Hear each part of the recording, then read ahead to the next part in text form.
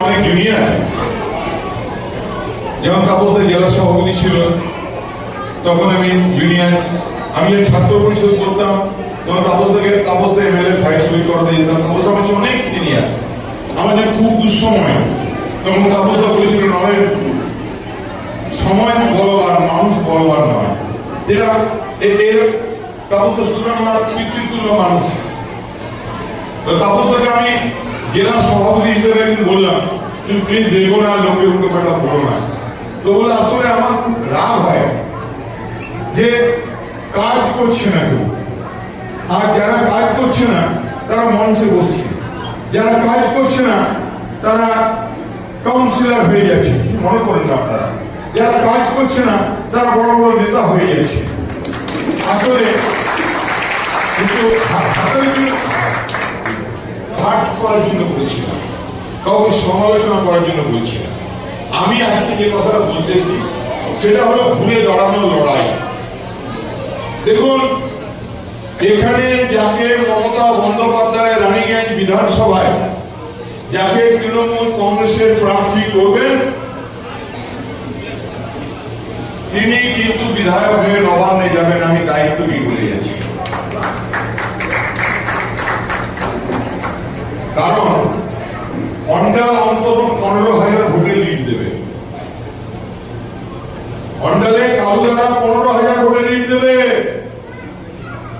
বেশি হতে পারে তো কম হবে না। আর যদি রানীগঞ্জ আরো বেশি ভোটে হারিয়ে দেয় তাহলে কি করে হবে? আপনারা তো সুখে আছেন যারা তৃণমূল কংগ্রেসের কর্মী, আপনারা সামনে আছেন, আপনাদের কোনোদিন মঞ্চে জায়গা হয় না, চিরকাল আপনার মঞ্চের অভিযোগে জায়গা করে দেন। কিন্তু আমি দেখেছি অনেক কর্মী পরবর্তীকালে মঞ্চে আমার চলে আসে, তার বিভিন্ন যোগ্যতার কারণে। কিন্তু আমার না খুব ভয় লাগে, আমি ভেবেছিলাম যে 2021 সাল বোধ নির্বাচন যখন দাঁড়াতে এলাম, 9টা ওয়ার্ডে যথারীতি হার। তো তার 3 বছর চেষ্টা করছিলাম মানুষকে সেবা দেবার। 9টা ওয়ার্ডে হারার পরও আমার দীনবন্ধী যদি দেখেন আপনার কেউ, আমি কিন্তু অন্ডার, দক্ষিণ খণ্ড, ওখরা, কাচড়া, আমাদের রামপুরাপুর পাত্র আছে, এখানে পাত্র দেওয়া আছে, রামপুরাপুরের প্রধান, আমাদের মদনপুর পঞ্চায়েতের প্রধান মদনপুর, তার তুলনায় কিন্তু এটা 10 গুণ বেশি এসেছে, 10 গুণ। এবং দিল্লিতে আমি মদনপুরে এই নির্বাচনের পর বোধহয় 6-7 বারের বেশি যাই না, আমার কিন্তু 9 বারের বেশি।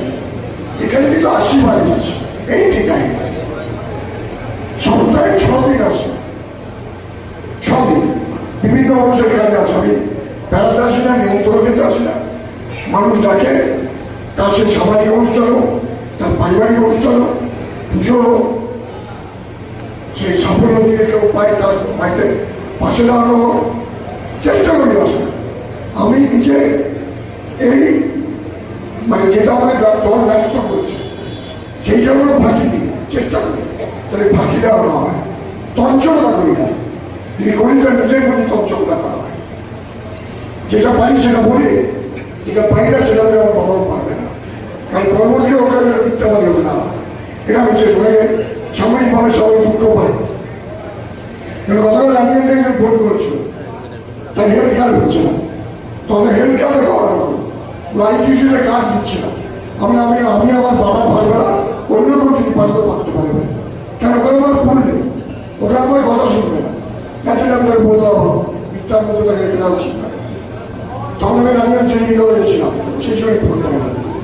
আমাদের বিশ্বভাবে এসেছে, আমাদের জেলা পরিষদের সভাধিপতি, তাকে আমরা স্বাগত জানাচ্ছি।